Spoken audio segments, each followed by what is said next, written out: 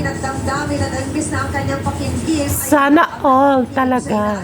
Narito si Adelina Aureo Paso.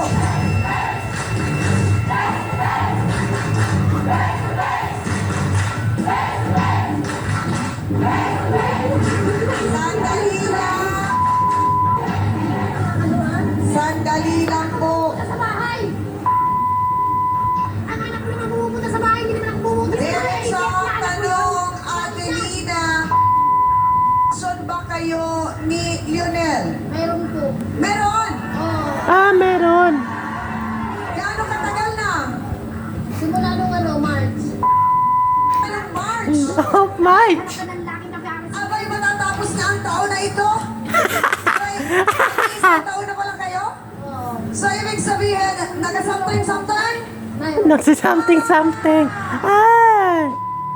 Alam ko mga kasawsawan, ang kwento ng pag-ibigan ni Adelina at ng kanyang inaanak. Kung ano ba nangyari, magbabalik po ang Face to Face.